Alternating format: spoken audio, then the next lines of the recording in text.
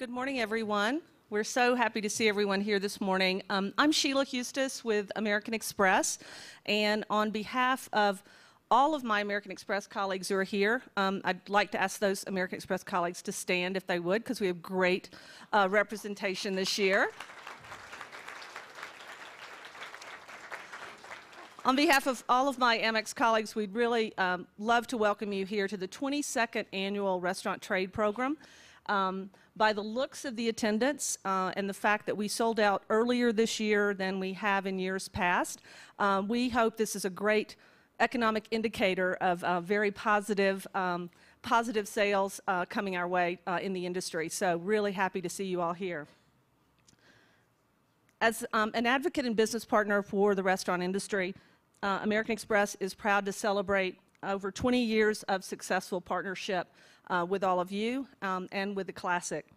On behalf of my colleagues, as I said, we'd really like to thank all of our panelists who are here. You're in for a great treat with each of the seminars, as well as our moderator, Steve Dolinsky, who you'll meet in just a moment, and key members of the industry for continuing to attend and support this event. Additionally, we'd like to thank the Hotel Jerome staff. They make this happen every year and make it look so effortless. Additionally, we'd certainly like to thank our friends and business partners at Baltz & Company, Phil, Sarah, and Nikki, for their outstanding support and help in helping us put this on. I also want to recognize Jamie Adler, who made all this happen. She's our colleague at American Express, and she, in conjunction with Baltz, put this together. So we're just, thank you so much, Jamie, for that. It was great. One other thing, so while you may not want to think about beer this early in the morning, for the first time ever, we have created a trade-only happy hour, and those will be held this afternoon and then tomorrow afternoon from 2:30 to 5 in the Hotel Jerome Garden Terrace. We hope you'll join us for that. It's going to be just a great way for you to relax and enjoy and mingle with your fellow restaurant colleagues and enjoy a little bit of food. Additionally, we could not have put this on without the help of our friends at Restaurant Briefing. So I want to thank Susie Davidson from Restaurant Briefing for making that happen for us this year. Today, we'll be featuring fantastic sushi from Akira Back. And then tomorrow, we'll be featuring corn dogs from Shake Shack. You may only think about Shake Shack for burgers, but they do have corn dogs, which they only serve 3 times a year, and they made an exception to serve them in Aspen for us, so we're excited about that. And the most important thing are the craft brews that you'll enjoy. So Rogue Ale will be served, Smutty Nose Brewing Company beers will be served, Stella Artois, as well as Wynkoop Brewing Company beers. So please stop by and see us this afternoon, as well as tomorrow afternoon for that. In addition to this great program that we support every year, we also continue to support other endeavors throughout the industry. In addition to this, we support the National Restaurant Association Restaurant Neighbor Award. We've been a sponsor for over 20 years for Share Our Strength and No Kid Hungry, as well as Taste of the Nation. And we're a sponsor of the Golden Chain Award at MUFSO. So we continue to look for ways to support you, our business partners in the restaurant industry, and want to thank you for the continued partnership and work that we can do together. So finally, would also like to thank Steve Dolinsky, who will be joining us here in just a moment. He has tirelessly supported these programs over the years and continues to really make these seminars so exciting and interactive. Steve also is a food reporter for ABC7 in Chicago. He's the founder of Culinary Communications and a 12-time James Beard Foundation Award winner for his work in TV and radio. So I'd like to welcome Steve Dolinsky to the podium. Thank you. Thank you. Can you all hear me with my wireless microphone? Yeah? Okay, great. We're advancing technology this year. So a couple of quick housekeeping things. We're going to go until about 10:15, then I'm going to open it up for questions to you all for about 15 minutes. So you will have a chance to ask our panel some questions. All of the seminars, by the way, are going to be seen about 15 minutes after they're over online, if you want to tell people back at home to watch. It's at restaurantbriefing.com. About 15 minutes after the seminars, they'll be up on restaurantbriefing.com. A couple other things. There are evaluation cards at your seats. We encourage you to fill them out because it does help shape programs in the future. A couple of great examples, if you were here several years ago or even just recent years ago, they used to start these at 8 or 8:15 or 8:30 in the morning, which was awfully early on a Friday morning after you got to Aspen. So now they're at 9:15, and so yes. So thank you. So that was part of our feedback.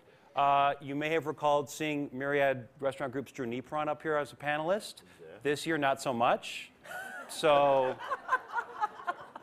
we love you, Drew. Anyway, so fill those cards out. They also are a chance for you to win a $50 gift certificate from American Express. So there's a drawing in the next seminar. You need to be here to win it, but if you fill those cards out, hand them in on your way out, they will be drawn for a $50 American Express gift card in the next seminar. So thank you so much for doing that. Okay, another thing we got feedback-wise was I always read the bios of our panelists, which did tend to take up some time, and I'm hoping that you all have this restaurant trade program which has the bios of the panelists in it.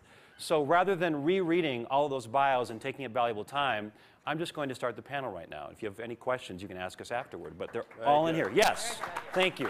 Skip the bio. More good feedback. We're using that feedback. Okay, so my first question to all of you, actually I'm going to ask this question to all of you. You can all think about this, but I want to hear from all of you about this. Then I'll just sort of ask individual questions.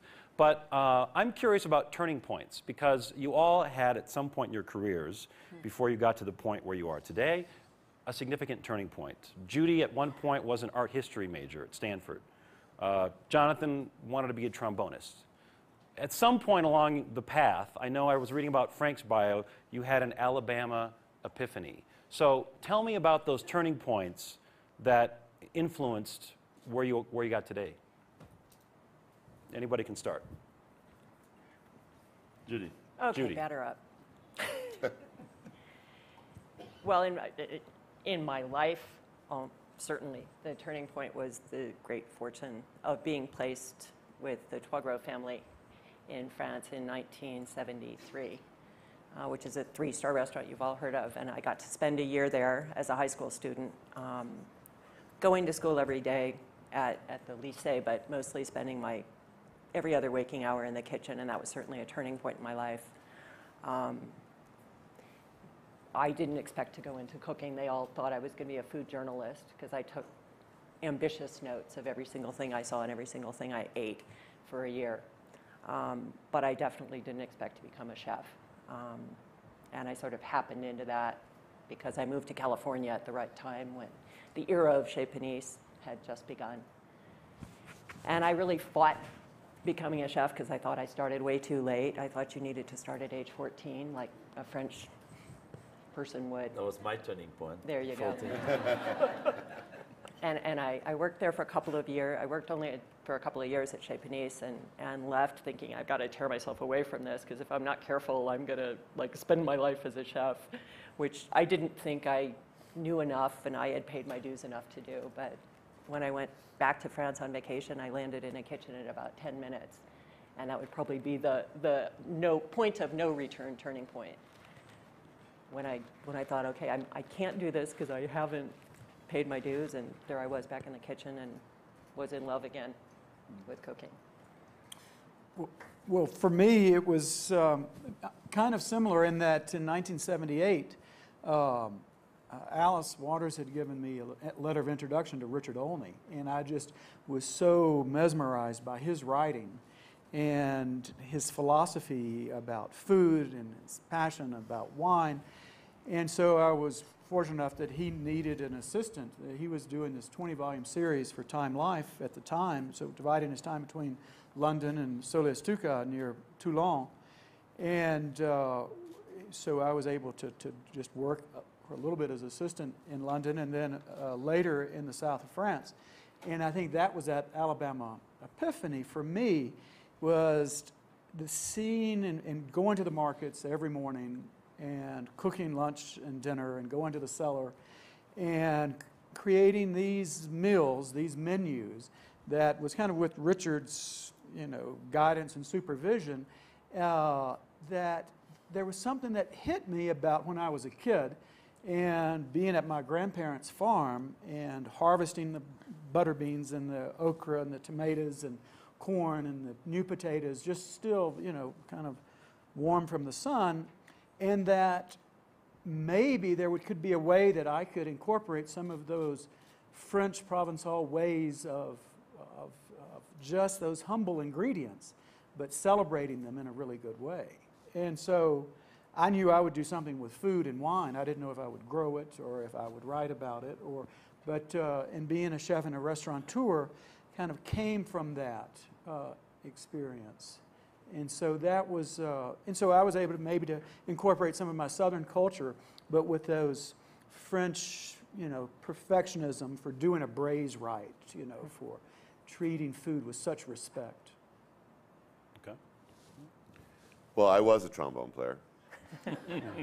And were you a good one? I was pretty good, actually. I actually played with Sammy Davis Jr. I played in the casinos in Lake Tahoe and Reno, and I was on the road, and I got stuck in Hawaii. The band broke up, and the guys, there was two options: either sell drugs or work in a restaurant. The first option wasn't going to happen, and then so I got a job in a restaurant. I was a busboy, and in Hawaii at that time, 1972, there wasn't a lot of upward mobility amongst anybody. So I quickly became the manager of the restaurant, and I came back to Berkeley, and my father goes, "You got to get a job." And I said, "Really? I just wanted to be a trombone player." He said, "No, not really." And so I got a job working as a part-time bartender in this restaurant in Lafayette. And then he goes, "No, you got to get a job, a real job." So I said, "Okay." So he goes, "Go see this guy." So I went and saw this guy, and he said, "I'll hire you." And I sold Ferraris at Steve Griswold in Berkeley and Steve Griswold's wife said, all you do is, you don't talk about cars or music, you talk about food all the time. I said, "Well, yeah, I kind of do." And I was actually spending a lot of time in the library looking at cookbooks and old manuscripts. And I came across the Juilliard Guide written by Christian Mio and Henri Go. And I read it, and it was like a little epiphany for me. And I said, God, what they're doing at Trois Gros and Bocuse and Verger, that's what I want to do. I don't know why I want to do it, but that's what I want to do. And I kept thinking about this. How do I do this little thing? It's like a little dream in my head. And it was stuck there. And then Steve Griswold's wife said, "Well, why don't you go to this Mary Risley cooking school in San Francisco?" So I took a class in Mary Risley. And if anybody knows Mary is very dynamic and forceful and funny and all that stuff. And she said, "Well, if you want to be a cook, you got to go either to France or to Cordon Bleu in London." And like, really? Okay, fine. So I said, well, unbeknownst to me, she actually made applications to Cordon Bleu and to La Varenne. So I got to La Varenne. I arrived in Paris on my birthday in 1976 on Nouveau Beaujolais Day, 1950. It was November 15th. And you know what? It was the craziest thing in the world. I just fell in love with the whole French culture. And I was very lucky. I was in the right place at the right time. And I remember once when there was a bunch of students at La Varenne, we went for a little tour, and we started actually at Trois Gros. And the Trois Gros thing, and I'm sorry, Judy, I'm channeling you here. It was like this world opened up to me, and I never had food like that. And we had this amazing tasting menu. But it was the next day we went back, and Jean said, "Come back and have lunch because it was snowing. You can't drive in the snow." And it was a simple meal, and I remember it was côte de boeuf with a pichet of julienne. And I said, "This is it. That's what I want to do the rest of my life." Do you think, by the way, Mary Risley would give that same advice today to a young person? You have to go to France if you want to do this? That's a whole conversation, I think. It's the most difficult thing in the world. As you look at your career, which is always so strange and bizarre, and has so many twists and turns, and someone who's wants to get basically where we are. It's kind of hard to say what's the roadmap. Yeah. It's so difficult to even venture to give advice. But what I always do is say, follow your heart, follow your passion, and maybe that'll lead you where you want to go. Danielle, what about you? From Lyon to New York City? Exactly. So my turning point was then when I told my parents that I was going to cook. How old were you?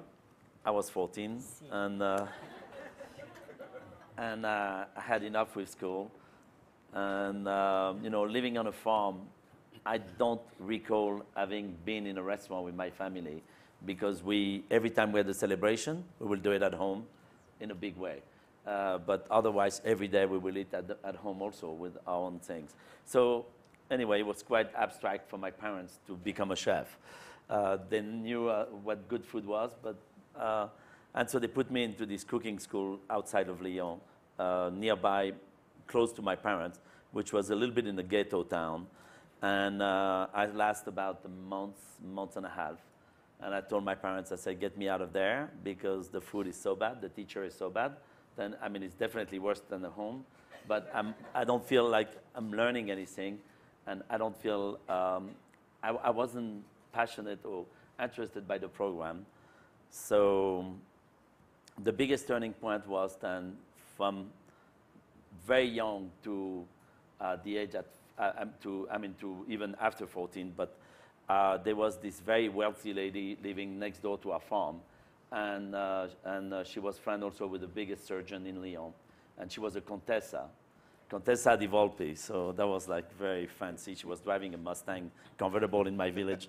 I mean, she was a very Renaissance lady. She was drinking 2 bottles of Johnny Walker a day, and smoking 3 packs of Craven. Wow. She had a racehorse everywhere, gambling in the casino. I mean, I don't know. But she was an amazing lady. And when my parents told her then I wanted to be a cook, a chef, I mean, you don't say the word chef. My son wanted to cook. And she said, let me find you the best restaurant. She knew every 3-star, every 2-star around the Lyon, because she was going out every night. So she asked Fernand Point, she asked Bocuse, she asked Chapelle, she asked Roucou in Lyon. And many of them had apprentices, and they take 3 or 4 a year, 2, and it's a rotation of 3 years, so they have a dozen of apprentices. And I had to wait 2 years for this one, 1 year for this one. But then Nandron in Lyon was the institution in Lyon, and they could take me within a month, and that was it. And then that restaurant belonged to the Relais Chateau, to the Tradition et Qualité, which at the time was much more French. And when I was reading this little book, it was like dreaming of what can I do next. So I spent 3 years in Nandron, and then after Georges Blanc, Roger Verger, Michel Guérard, and in between Lenôtre, Bocuse, and all that. And then the second turning point was when I came to America. It was, the French thought I was not good enough to stay in France. So when was that, by the way? 1980. Okay. So it's interesting. So, a lot of you sort of cut your teeth in the late 70s, early 80s is when you really started making your name. And back then, of course, there wasn't food on every TV channel and of course, no internet. So these days, it seems like, to be out there, to be a success, you've got to have a show or a reality show or a former contestant or something like that, plus a blog, et cetera, and social media. And yet, you've all maintained, you've done cookbooks, restaurants, some of you just have 1 or 2, but you've all kept your name out there, which is fascinating that you've stayed up top of the game. So tell me how you've been able to do that, because you started in an era when there wasn't all of this noise on food television, and yet you don't have to have a TV series, you don't have to have a reality series to be successful and to be, the master. So tell me how that is possible.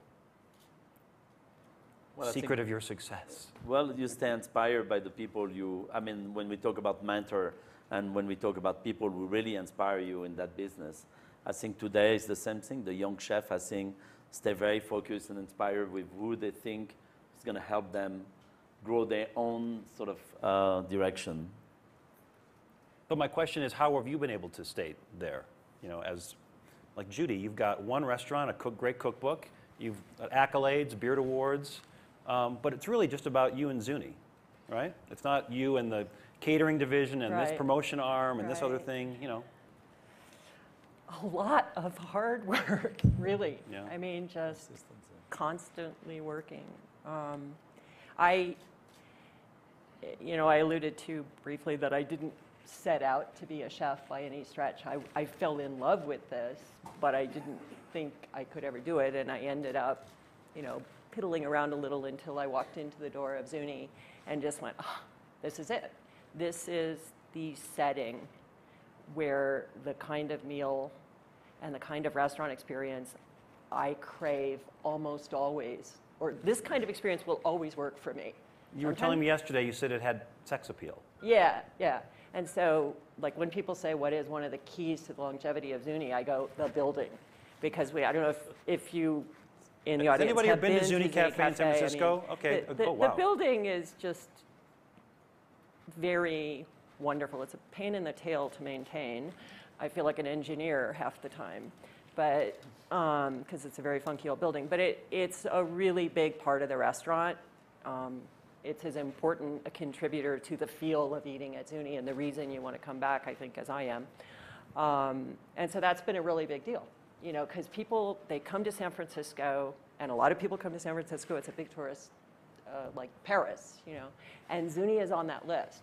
So I don't know if it's my secret to success, but it's certainly been, you know, I think if Zuni Cafe were not in San Francisco or weren't in that building, I would have had a much harder struggle to stay successful. Given that, I just stuck with it. I mean, I fell in love with that restaurant. It sort of answered this urge I had, which was I love the restaurant business. I don't know that I personally could do the 2-star, 3-star, 1-star restaurant a la Toigro. But, you know, something Jean had said to me, Jean Toigro, one of the two brothers when I lived there, very early on, because we would go out and eat together at local restaurants. We wouldn't always eat in the restaurant. He would say, but Judy, you know, what really, really matters is the food that you want to eat every day and you can't eat every day. What I've got is this restaurant with all these accolades and stars. And yes, it's a particular thing. But what I think really matters is the everyday food and the food you eat every day, and restaurants that can do that. And so that sort of became the thing. I thought, well, maybe I could do that. And when I walked into Zuni, I thought this is a place where you could do that. And so I've just been hammering away kind of relentlessly for 24 years at making the restaurant that. And it's an endless proposition, and I enjoy it. Yeah, you know, I think that for me, and I think for all of us, that we're constantly searching for this restaurant experience that is this magic, where it has to do with the architecture of the building, it has to do when you walk in, the smell of the place, the feel, the way that there is all of this that happens. And when you experience that, you know, that is just one of the most wonderful things. And so, you know, I think, say, with Partisan, and for me to continue to create that magic in the restaurant is something that is just this, you know, quest that you can never let up on. And something that we do is even as simple as bringing our braises and putting them in the dining room so they perfume the room, or before, you know, the night begins, or doing an aromatic of olive oil and lemon and rosemary and garlic, and just having, kind of parading that through like incense through the room. You know, I think that there's something about the sincerity of the intent of wanting to take care of your guest and of genuinely wanting to provide a space, a place that's going to be a refuge for somebody for a couple of hours. And you're going to provide them incredible food, and you're going to take care of them, but it's because you really are very sincere about that. And it comes from the valet to the waiter to the bartender. And for me, for our restaurants, it's, you know, so many people come 2 or 3 times a week. And so the valet knows their name, the bartender has their drink ready, and it's that kind of longevity is part of having the staff respect each other, so they treat each other in a good way. And you have to make that happen. That doesn't just happen on its own. And I think that just having just a sense of respect for everyone, and really being very, very sincere and very, very genuine about that. I want to follow up on that, actually. And you're sort of alluding to T400, which is our loyalty seminar tomorrow. But service is awfully important. You mentioned the valet, the bartender, the server. I mean, you can have all the greatest intentions in the world. You can make the greatest food back in the kitchen and expedite. But if the server is not your ambassador, right, it's like, what's the point? So how do you do that? How do they communicate Danielle's vision or Jonathan's vision out front, in the front of the house? Talk about the service staff a little bit, training a little bit, how you all do that. I mean, I think that has to be something that you're continually educating. You've got to get them to buy into your excitement about the ingredients. And so, you know, that's what drives us. You know, I mean, look at this lettuce, look at this tomato. And for them to feel your enthusiasm, and then when they can translate that at the table, and it's, you know, they have to buy into the picture of, if the restaurant does well, then everybody's going to make money and it's all going to work. You know, you can't just worry about one day where it's not so good. You've got to really get the staff to buy into that. I mean, we have some of our waiters have been there for 25 years, 30 years? Over 25 years. And these guys, you know, and they'll say, okay, Frank, chef, you got to come out. I got these people you got to talk to. And I'll be kind of reluctant to go out. But, you know, that kind of thing, we do have to do some, but I think we have to be careful not to do that too much because, you know, ultimately our job, to me, is to get them to create that sense in the dining room and for us to really, you know, keep that passion there. But they've got to be educated, and I've got to tell them, you know, for waiters, you've got to walk like a matador, or if you're a woman as a ballerina, you've got to, it's all about, you know, have a Pilates instructor come and just talk about, you know, posture, you know, those kinds of things. You have a Pilates instructor come to, yeah, really? Yeah. That's amazing. What do you do in New York City, Danielle? In New York City? Yes, no, Frank resumed it so well. I mean, it's about the staff, the people, and of course, there is some restaurant where you are in love because of the location. I mean, Café Boulud, for example, has been there now for 18 years. And it was Danielle for a short while, and it's Café Boulud, and is a place I love because it was my first restaurant maybe, but also it had just something very special. And it's very special for me because I've been in that neighborhood for a long time. But some other restaurants, it's more of a commercial decision. But at the end, it's about the people inside and how do you retain your staff. And I mean, how do you? I mean, that's my question. How do you get them to sort of be on board with you? I make sure that they are happy and we take well care of them. I mean, for example, at Danielle, I have maybe 7 couples working together, 7 or 8 couples, including children and sisters and brother-in-law, and it's a big family affair. Are there incentives like health insurance, that sort of thing? Of course. I mean, of course, there is health insurance. There is. We make sure that people feel constantly motivated and creative. But like Frank said, the most important is to make them feel they are really part of the equation of satisfaction. And it's not only me who can just bring that to the customer. It's really them. And so it's all about give them the confidence that they are the biggest equation in the restaurant, not me. I mean, you've had staffs on both coasts, right? You were in California for a while, now you're in New York City. It's the same anywhere, Yeah, right? Just London motivating too. staff? Yeah. You know, I think it's kind of funny. I always, sometimes people laugh at me. I said, they have to pick up a little of my DNA. Exactly. You know, you have to infuse people with who you are. And if they don't pick up on that, then it's not going to work. It's just not going to happen. Front of the house, back of the house. And I always think there's really, that whole notion of front of the house, back of the house is a horrible thing. There shouldn't be those. Like a class division? There shouldn't be any sort of dividing lines. And Mary Wagstaff, where is she? She knows what I talk about, that I don't like those divisions. I like, you know, complete harmony back and forth. And also I think it's about communication. I think that, you know, they have to be able to tell you when they're unhappy or things aren't going well. You know, what do you have to do to create that hospitable situation? And I think that for a lot of people that, you know, when you get in this business, you know, Americans are not very good servants. We don't like serving people. We're just not good at it. We're not very polite. We're we're a little, I think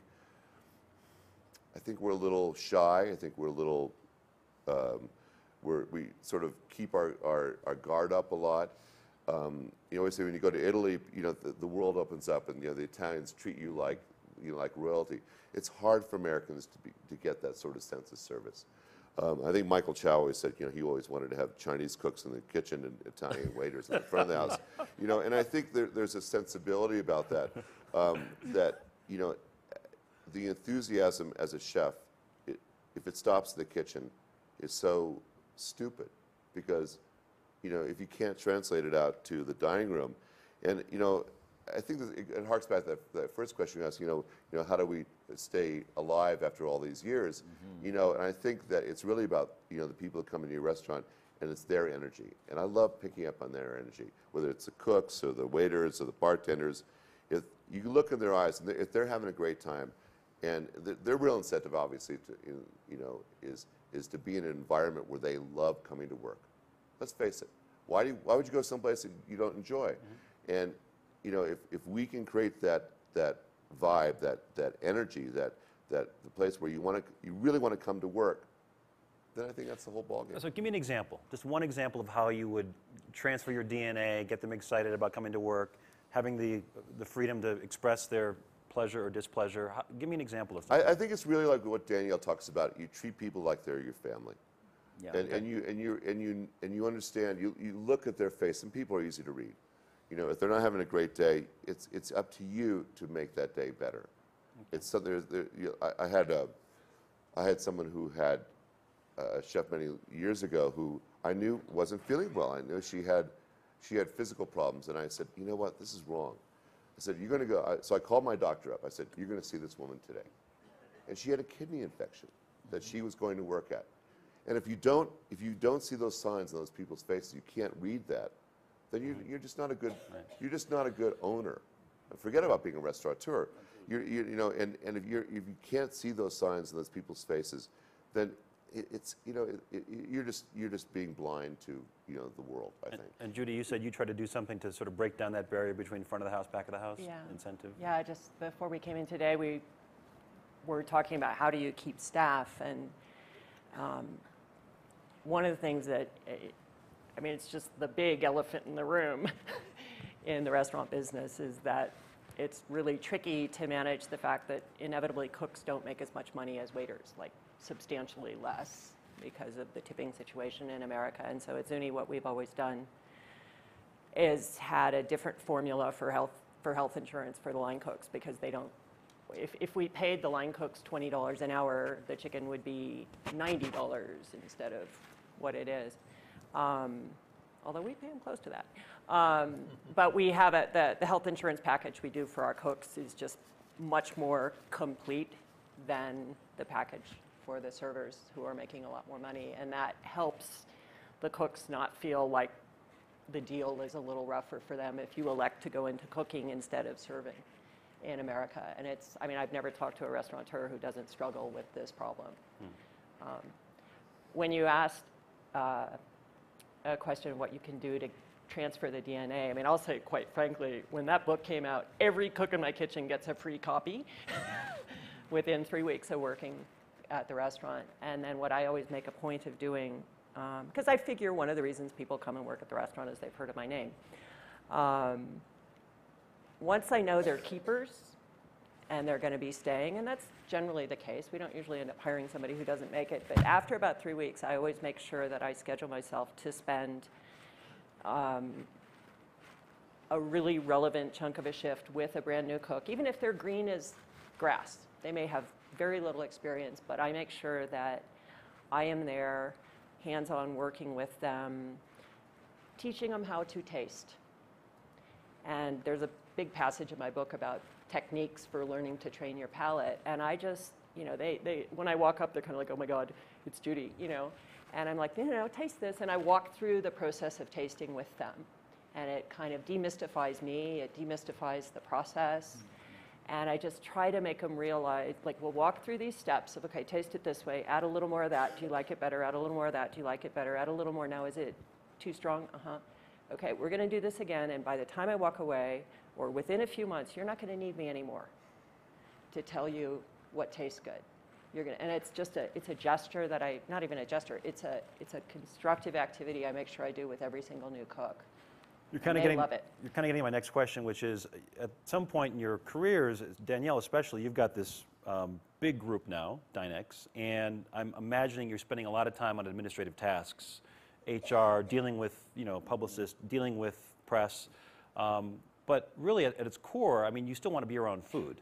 So how do you structure your day? How do you figure out, I want to spend X amount of time with food and away from food? Because you can't just be in the kitchen all day long. That's no longer possible, probably, is it? Yes, how do you? I mean, of course, I'm based at Danielle because my office, my home, my office, and the kitchen is all in one stack. So that's where that's my home base. We have corporate office midtown, and but at the same time, yes, sometimes I regret not to spend, let's say, out of 14 hours, a small day is 12 hours, but very rare, but mostly 14 to 16. And so out of that, if I spend 6 hours in the kitchen, I'm happy. Okay. It used to be 12, it used to be 8, and it digressed. But at the same time, I communicate a lot with my chef. We talk constantly about the staff, about the performance, about new ideas, and I initiate sometimes the idea. Sometimes they initiate the idea to me, and we keep working on that in every restaurant. So because Danielle is open at night only, it gives me the chance to visit the other restaurant during the day as well. Right. But I mean, I can't imagine you're all every morning going to the market and sort of talking to the farmers, or is that still happening every day? Well, yeah, sometimes I will go, but no, it's not as often as it used to be. And I imagine that we all miss that. But I'm certainly connected with the farmers when they're bringing it to the back door, okay. and tasting the strawberries and the blueberries with them, and checking out the fish, and so that kind of exchange, I think, is really something that I love. I think one of the most important parts of my job is to really track down the greatest ingredients, and so I'm still very much a part of that. That's a real important part. But getting back to something else, I think is, it's looking at Alibaba or Kornonsky or really wonderful old books and bringing a crepinette and say, we're going to make a crepinette today. We're going to serve it with this incredible Swiss chard and with these briny oysters, and to turn other cooks onto this tradition that maybe we've experienced, either reading about it or in France, and they're going to like, wow, I can't believe this. I had this one big guy from North Birmingham. The first time we gave him a taste of this Venetian-style veal liver, he started to cry. It was so good. But to turn people on, or to get waiters to try a Savinier, they've never had a Savinier before, and it's just so incredibly good. And to get, our enthusiasm, to get them to wake up to those kinds of possibilities, I think is real important. Of course, the flip side of that is if they don't share your enthusiasm when you show them that recipe or that book or that ingredient, that's probably a red flag. Well, to me, it's right? actually having to cook it, to make it, to bone out a rabbit and do it, with stuffed with dried plums and these things, and have them taste it, and then they realize just how fabulous it can be. So most of the cooks, the light will go off. But you're right, if it doesn't, and if they, you know that this is not going to be a long-lasting relationship. Yeah.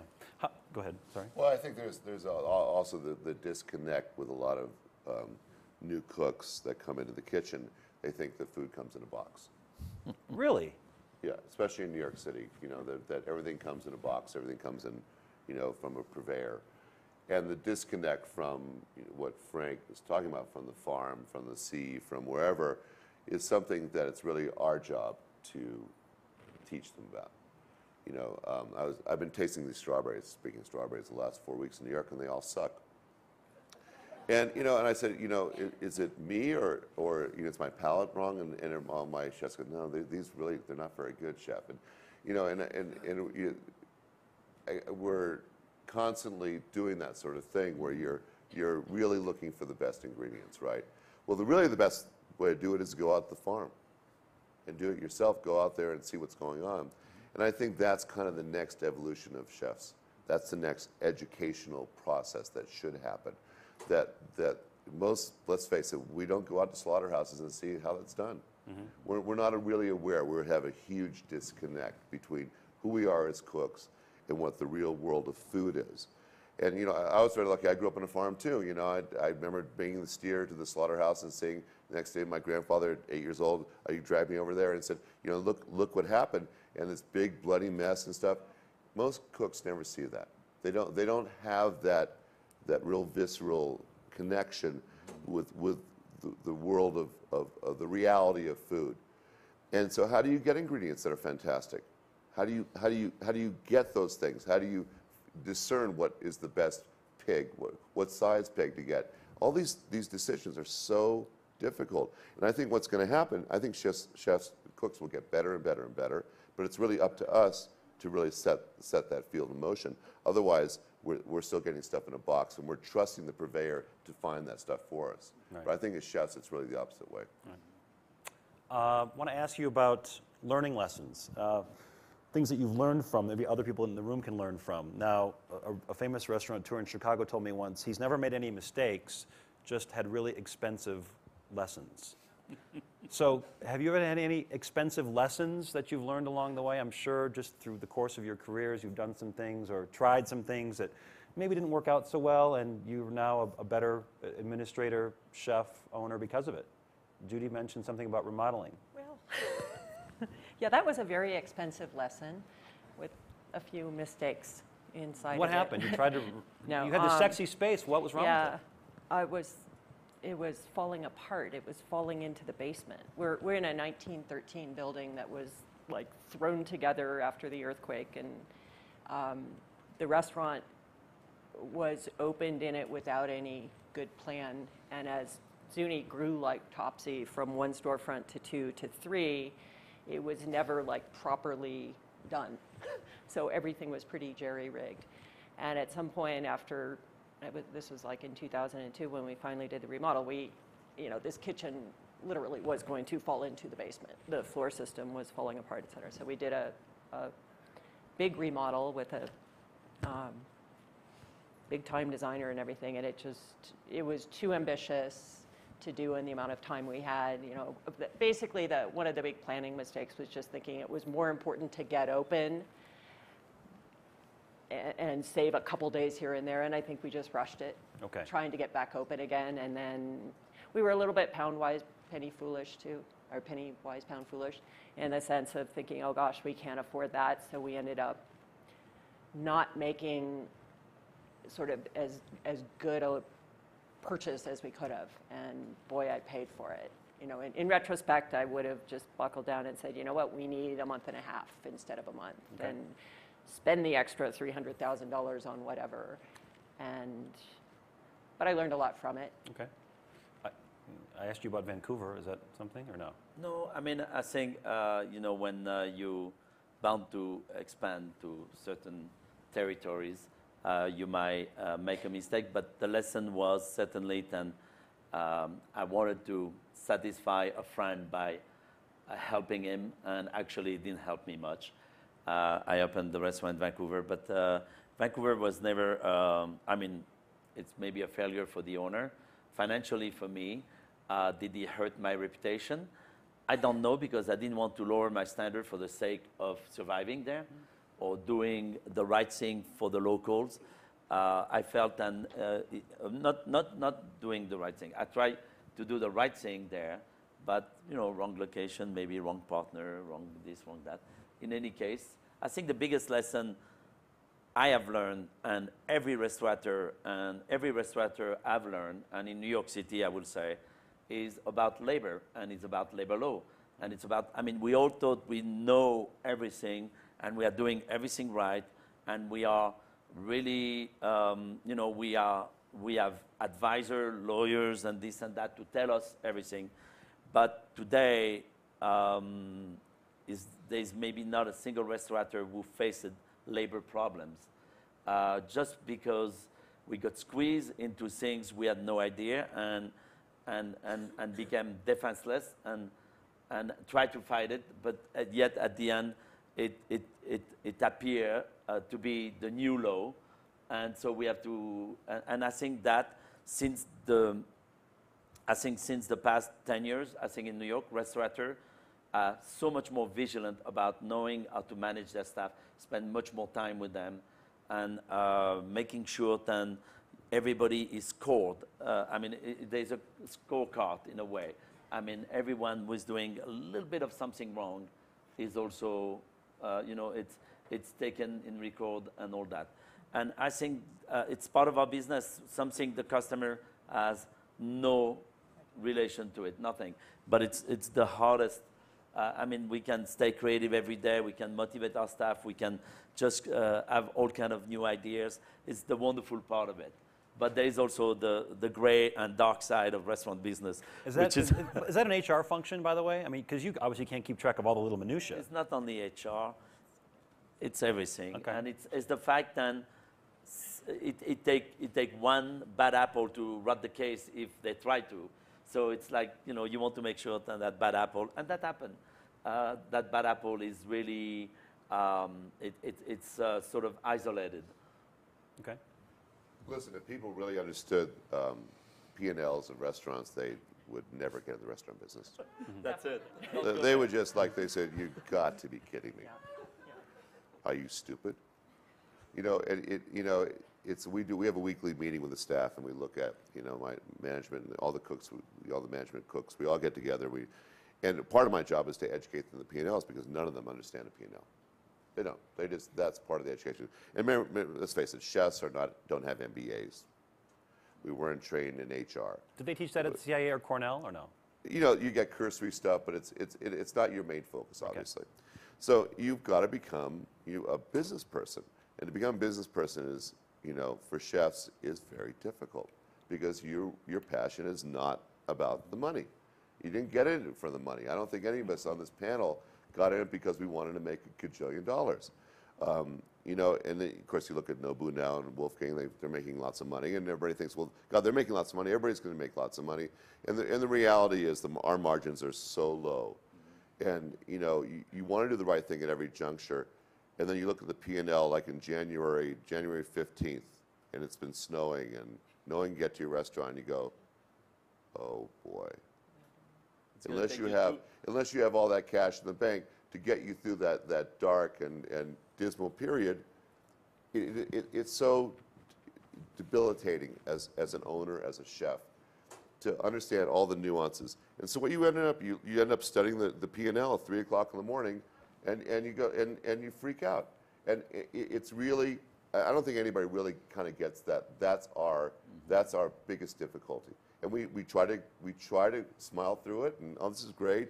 And we learn strategies from our friends. We talk about it all the time amongst ourselves. We try to come up with things. You know, Drew and I talk about it constantly about things. At the end of the day, it's really about the gods. If the gods shine on you, the weather's great. You know, I'll be honest with you. The whole staff help you have the gods shine on you. Exactly. But still, listen, I was lucky. I was on Top Chef Masters. you're the one getting the renown. My business increased tremendously last year. It went up by 1/3. Wow. Yeah. By 1/3. Where is Sarah? Thank you, Sarah. Yeah, no, Rick Bayless said after he was on Top Chef Masters, you know, through the roof, and 100,000 followers on Twitter, and so, but you know, it was the first time in my life, and you asked us before about this whole thing about, you know, longevity and all those things. I've made every mistake in the book. I've screwed up so many times. I've done every boneheaded mistake a restaurateur can make. And I think that, you know, to be a survivor in that relationship is the P&L. The P&L is the roadmap. That's what dictates life. And sadly, it's not about creativity. It's really about bean counting. Frank, you agree? Well, I think that there are a lot of chefs that will never, ever be great businessmen. And I think that for me, it's kind of a seat of the pants kind of thing. And you know, I'm still kind of naive and romantic enough to think that if we do our thing right and we do it better than anybody else, then we're going to be profitable.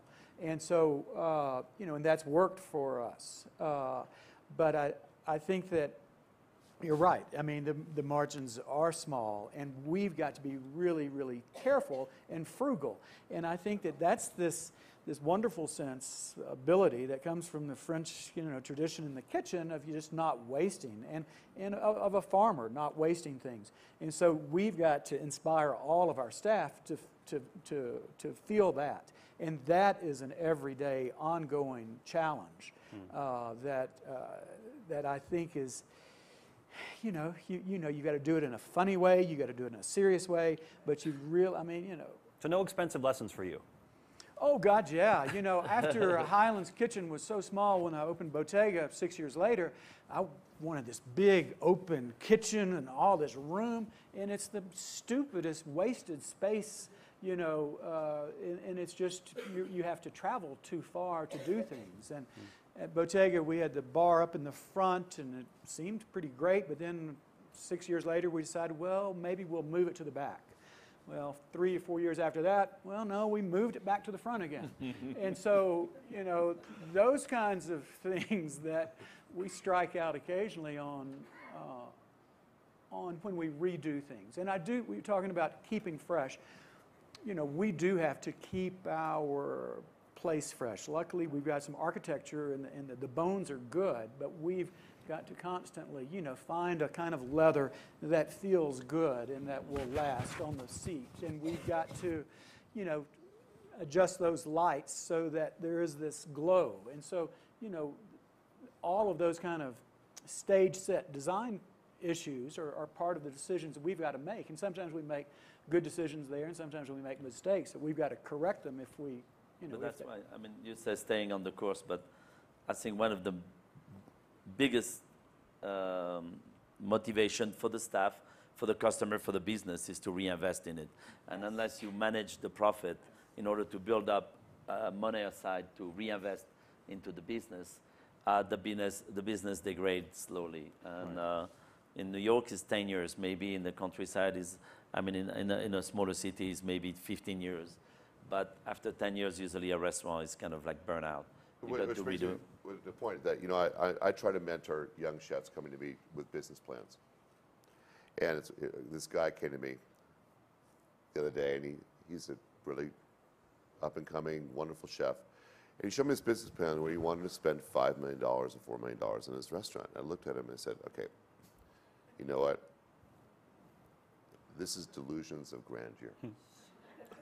Do you want to keep this 16-ton weight over your head the rest of your life? That's silly. I opened up Boulud. Honestly, I spent $175,000. Yeah. Now, how did I do that? Did I do that because I'm a genius? No, because I called in every favor and I did all the work myself. And I think Barbuto, what I love, because I had dinner there 3 days ago, and we had a wonderful time with Thomas Keller and the group of the Bocuse d'Or. And what I love is that you want your restaurant to keep aging, because no, it's true. It's the way it is. Investment. Exactly. All right, So that's a very smart lesson to learn: is to know to create a restaurant which is going to keep aging and get better. Okay, one last question, then I'm going to open up for questions to the audience. You probably get a lot of requests to do appearances, to do television, to do a charity event, to do a cooking class. How do you determine what you're going to do, public appearance-wise? What gets you excited to want to do things? How do you determine that? That's the most disturbing. And I think today in this industry, when I see young chefs and they are so busy on the road doing things while they're trying to create a business, while they're trying to create this family in their business and all that. And I think it's a little scary sometimes. I think I can afford after 40 years to decide to do maybe a little bit more, a little bit less.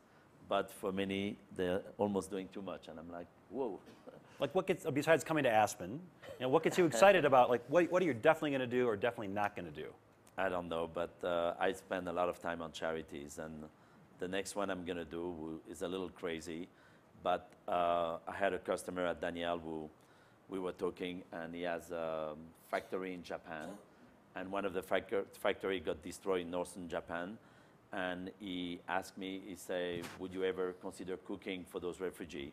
And I felt kind of touched by the story. And I say, yes, but how are we going to do that? He said, I'll take care of everything. So now I have a group of 8 chefs from New York, and we are going to Tokyo. We're going to prepare for like 1,000 to 1,500 people, take everything in the north into the refugee camp and cook there. So that, am I doing that for the money, for the glory? No. I think I feel good about it because I think our life is about touching other people. And what we do at the restaurant, I think, is as important as what we do outside of the restaurant. Well, it's interesting. I looked at my schedule last week, and I was in Providence doing an SOS event. On Monday, I did City Meals on Wheels in New York City, and Tuesday I did Alex's Lemonade Stand in Philadelphia. You know, my partners probably think that I'm being derelict in my duties, but I think that it's giving back. I think it's you know, it's the thing that, you know, I think chefs are givers. I think we want, you know, we love what we do. And we want to, there's so many fantastic charities out there that really need help. And it's our time now, so why not? Right, but you can't do everybody. But I mean, Yeah, you you can't, can't because do you're it for donating all your product, and you know, it's. Yeah, but you know what? I think at the end of the day, like we finished Alice's Lemonade Stand, we were sitting around and just talking about it, and the feeling of just, you know, a satisfaction that we raised $2 million in one night. Wow. Wow is right. Yeah. And so, you know, if we have the ability to do that and to provide, you know, cancer care for young kids that wouldn't have been able to get it, and we're able to do that, that's edifying. I'm sorry, but that makes life kind of worthwhile. Frank and Judy, real quickly. But that, you know, this is not going to sound very good after that story, but I do feel way overwhelmed with every legitimate charity, every disease that they all want us to help them with their cause. And so we've decided to try to focus on local farmers, on healthy food, educating kids, and I'm doing something with UAB Hospital with providing them healthier, better food. So I really want to try to focus on some of those things. I mean, it's incredible to be able to come to Aspen and to relate with all of the other chefs and food and beverage people, but there's most of the things that I'm saying no to now, so that I can kind of focus on a few of the core things. Can you say no for me, Frank? You're also, I mean, and to be fair, you're also like the big fish in Birmingham, as opposed to, there's not 20 of you, you know, so, but you get all the requests. And then Judy, real quickly. But it's hard to say no. Yeah, of course. Yeah, it's hard to say. Yeah. Same thing? And for me, I feel a little bit more like Frank, that there's so many things that come our way. And, you know, for me personally, it's really hard to schedule myself off. So do you decide on one charity? I tend to choose, you know, like Frank was saying, I'll say, you know, I can't solve the problems of the world, but we can focus on this area and try to make a larger difference in it. Like, and also kind of rally the staff around that idea too, so that, you know, I mean, frankly, the sort of obvious thing of trying to support sustainability and local farmers and stuff, it's very easy to get the staff engaged on that. Yeah, and okay. so they want, because it's related to their careers. Right. And so they can, it's not just you go and you do this event for 12 hours of insanity and then you come back to work. You might be working on something that dovetails into the kinds of decisions you make at work, and it actually makes them better cooks. Okay. And better employees. We're going to open up for questions. We've got a couple microphones roaming around. If you have a question, just shoot your hand up. A microphone person will come over to you, and then you can ask the question. No questions. You've got to be kidding me. They're way in the back. And if you can, just if you're from a restaurant, or say where you're from, that would be great. I'm Mike Sanson, editor, Restaurant Hospitality Magazine. You know, Jonathan, you mentioned the upside of doing Top Chef Masters. There must be some sort of downside to this, and I'm sure some of the folks on the panel have also been approached about being on the show. What is the... For me, actually, there was no downside whatsoever. but And Marcus, where are you? Marcus, you agree?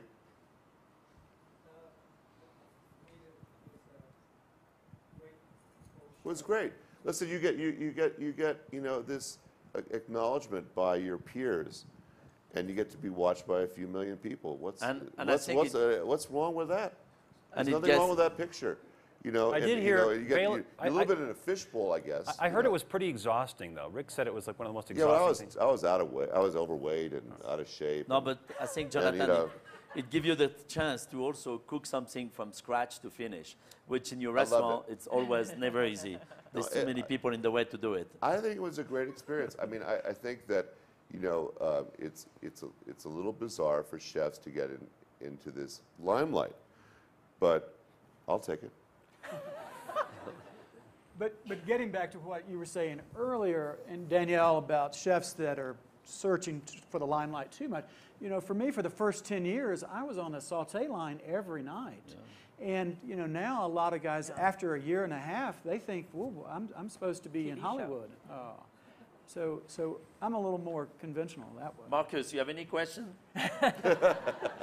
What I wanted to say was that we're in a very highly competitive environment, whether it's the economy or whether it's, you know, cooking in general and other things. But I also feel like that show and those actually gives you a chance to tell a narrative. And so much about what we do as cooks is we tell a narrative. Danielle's narrative is different than Jonathan's. Jody's narrative is different than Frank. And to have the opportunity to tell a narrative so the customer has a preferred idea before they come to your restaurant. As a creative person, it's very, very rare you get a chance to do that in front of millions of people. And that's the power of that. Herring for everyone. Yeah, back here? Hi. Can you hear me? Yes. Coming. Oh, wait, there's a microphone. 1 second. 1 second, Mary. Save your voice.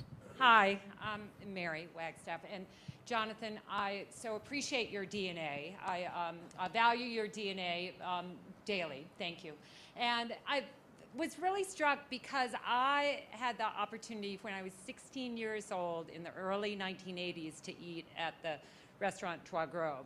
And was so, you know, that was a life-changing experience for me. And I was wondering, what are the restaurants today that I thought that make that impact on people? I think it's a, you know, it's just so amazing that, you know, two out of the four of you, that was a turning point for you. And what are the restaurants today that are like that?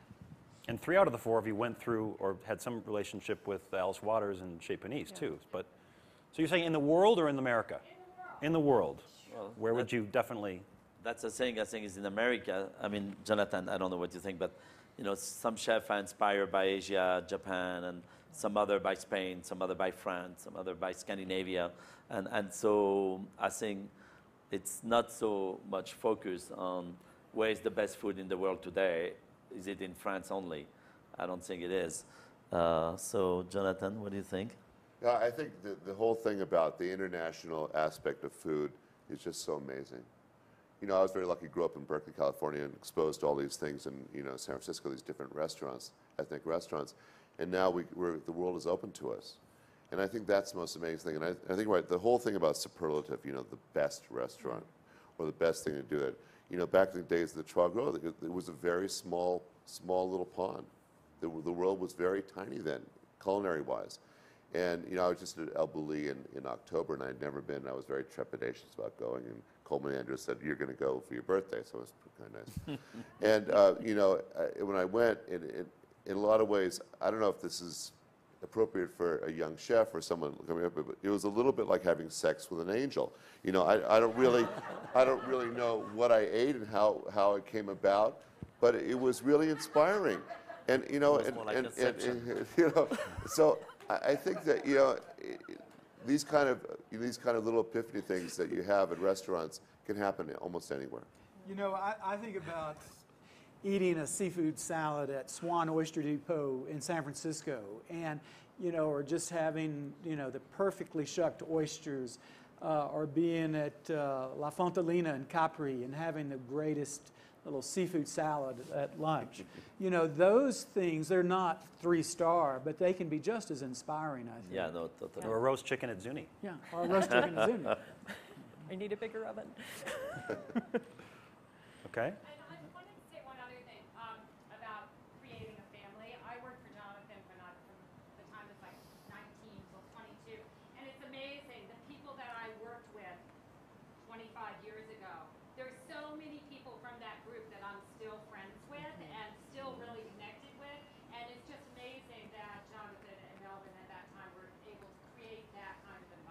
But I think it's all of us have these sort of 6 degrees of separation within our groups, and I think that's the most amazing. You know, I think Judy is so modest about what she does, you know, for doing this, and you know, I always think about Judy is that, you know, it's like about perfection and simplicity and the consistency of it, and I'm always in awe of that. I mean, it's, you know, and I think people totally get that when they work for her. You survived the Waxman experience together. That's why you're all bonded, right? Yeah. Another question? No? Okay. Then I'll just talk a little briefly about coming up later today. We've got a trade lunch at noon, which I believe is an invite or RSVP only. No, okay. But there's the next session here, T300, 1:30, Redefining Value. It's going to be Ken Oringer from Boston, David Swinghammer from Shake Shack, Joshua Wesson, who created bestsellers and then went on to sell that, and then Sang Yoon from Father's Office in Santa Monica. Great conversation about redefining value in this sort of post-recessionary era. And the trade-only happy hour is going to be later today after 2:30, right? Here out the Jerome. Everything's at the Jerome, folks. So we'll hopefully see you back here at 1:30. Thanks so much, everybody. Thanks to our panel. Thanks to our panel.